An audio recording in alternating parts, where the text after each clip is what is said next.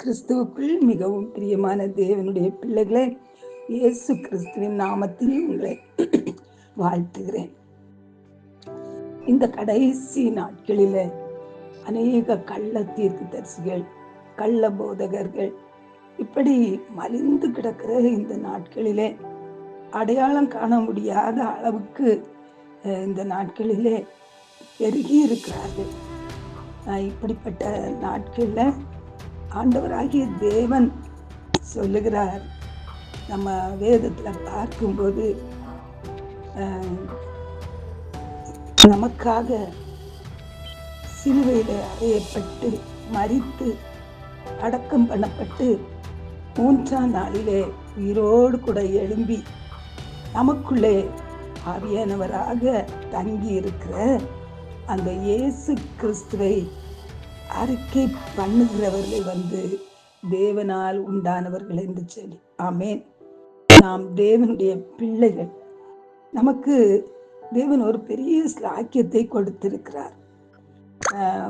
1 யோவான் 4வது அதிகாரம் 4வது வசனத்துல நம்ம பார்க்கிறோம், பிள்ளைகளே, நீங்கள் தேவனால் உண்டாயிருந்து அவர்களை ஜெயித்தீர்கள், ஏனெனில் உலகத்தில் இருக்கிறவனிலும் உங்களில் இருக்கிறவர் பெரியவர். அல்லேலூயா, ஆமென். நாம் தேவனால் உண்டானவர்களாய் இருக்கிறபடினால, அவருடைய ஆவியானவர் இயேசு நமக்குள்ளே வாசம் பண்ணுகிறபடினாலே நாம் உலகத்தை ஜெயிக்கிறவர்களாய் இருக்கிறோம். அல்லேலூயா. வாய்க்காதே வாய்க்காதே சத்துருவே உன் ஆயுதம், வாய்க்காதே வாய்க்காதே வாய்க்காதே சத்துருவே உன் ஆயுதம், வாய்க்காதே. எந்தன் இயேசு பெரியவர், எனக்குள்ளவர் வாழ்கிறார். எந்தன் இயேசு பெரியவர், எனக்குள்ளவர் வாழ்கிறார்.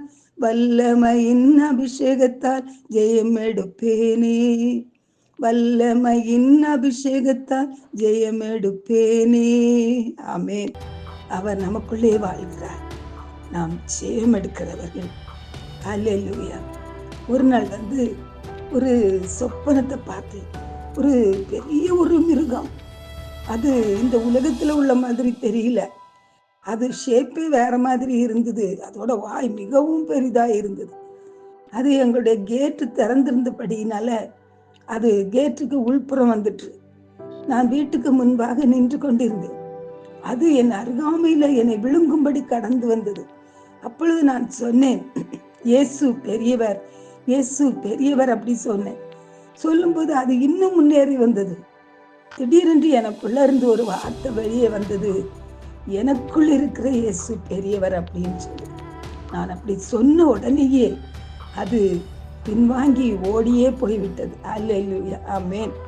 நமக்குள்ள அவர் வாழ்கிறார் என்பதை நாம் விசுவாசித்து நாம் அறிக்கை செய்யும் போது, நமக்கு விரோதமாய் செய்யப்படுகிற ஆயுதங்கள், நமக்கு விரோதமாய் வருகிற போராட்டங்கள், நமக்கு விரோதமாய் வருகிற பிரச்சனைகள், வியாதிகள், சத்துருடைய வல்லமைகள், குடும்பங்களுக்கு விரோதமாய் போராடுகிற பில்லிசூனிய ஆவிகள், சாபத்தின் வல்லமைகள், குடும்பங்களை கெடுக்கிற, சிதறடிக்கிற, பிள்ளைகளுடைய வாழ்க்கையை நாசப்படுத்துகிற எல்லா அசுத்த ஆவிகளின் கிரியைகள் நமக்குள்ள இருக்கிற இயேசு பெரியவர் என்று சொல்லி நாம் அறிக்கை பண்ணும்போது அவைகள் ஓடி போகிறதை நாம் பார்க்க முடியும்.